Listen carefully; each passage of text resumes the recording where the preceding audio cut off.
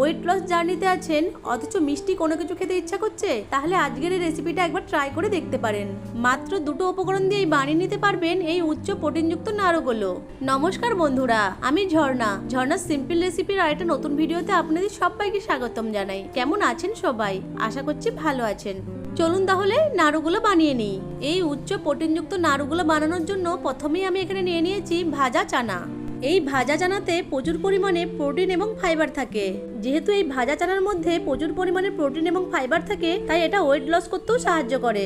এটা blood sugar control করতেও সাহায্য করে। এর মধ্যে পটাশিয়াম এবং ম্যাগনেসিয়াম থাকায় হার্টকে ভালো রাখতেও সাহায্য করে। এই ভাজা চানার মধ্যে যেহেতু জিঙ্ক আছে, তাই ইমিউনিটি বুস্ট করতেও সাহায্য করে। এছাড়াও এগুলো থেকে প্রচুর পরিমাণে এনার্জি পাওয়া যায়।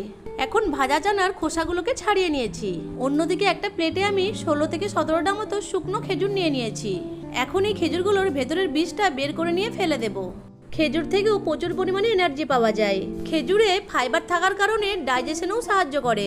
পটাশিয়াম এবং ম্যাগনেসিয়াম থাকায় হার্ট হেলথকেও ভালো রাখতে সাহায্য করে। খেজুরের মধ্যে ক্যালসিয়াম, ম্যাগনেসিয়াম এবং ফসফরাস থাকায় এটি বোন হেলথকেও ভালো রাখতে সাহায্য করে। সর্বোপরি ভাজা চানা এবং খেজুর স্বাস্থ্যের জন্য খুবই উপকারী। সমস্ত খেজুরের ভেতরের বীজগুলো বের করে নিয়েছি। এই খেজুরগুলোকে এখন এক সাইডে রেখে দেব। এইদিকে খোসা ছাড়িয়ে নেওয়া ভাজা চানাগুলোকে একটা মিক্সিং জারে নিয়ে গ্রাইন্ড করে গুঁড়ো করে নেব।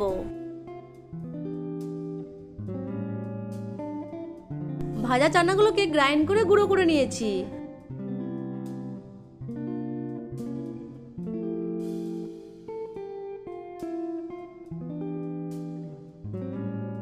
এখন সব খেজুরগুলোকে এই মিক্সিং জারের মধ্যে দিয়ে দিচ্ছি।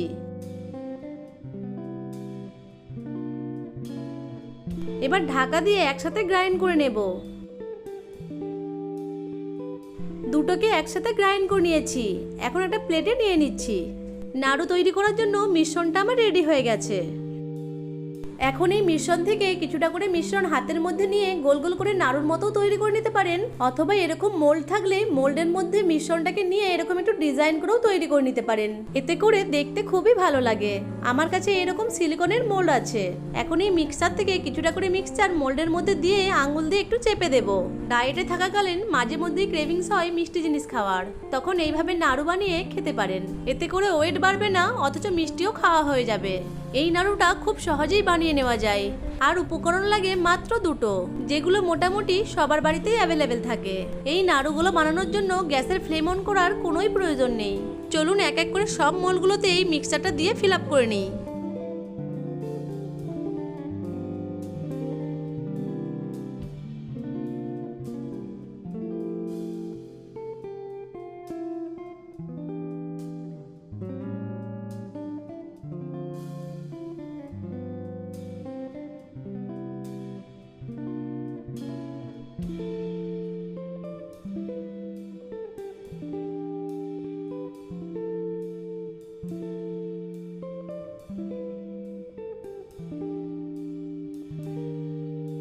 এইরকম মোল্ড না থাকলে মিক্সার থেকে কিছুটা করে মিক্সচার হাতের মধ্যে নিয়ে গোল গোল করে এইভাবে নাড়ুর মতো তৈরি করে নেবেন।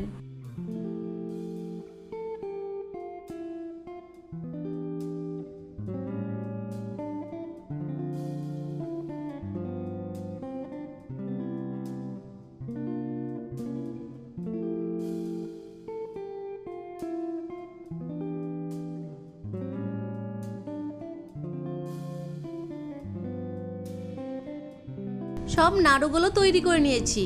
এখন এই মোল্ড থেকে নাড়ুগুলোকে বের করে নেব। যেহেতু এই মোল্ডগুলো সিলিকনের তৈরি, তাই খুব সহজেই নাড়ুগুলো মোল্ড থেকে বেরিয়ে আসবে। দেখুন কত সুন্দর ডিজাইনের নাড়ু তৈরি হয়েছে।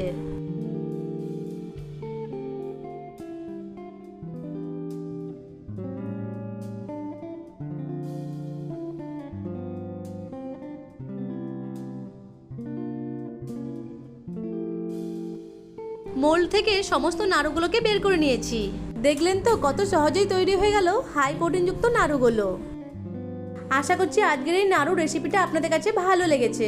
ভালো লেগে থাকলে আমার ভিডিওটিকে লাইক, কমেন্ট, শেয়ার আর চ্যানেলটিকে সাবস্ক্রাইব করে পাশে থাকা বেল আইকনটিকে অন করে রাখবেন আমার পরবর্তী ভিডিওর নোটিফিকেশন সবার আগে পাওয়ার জন্য।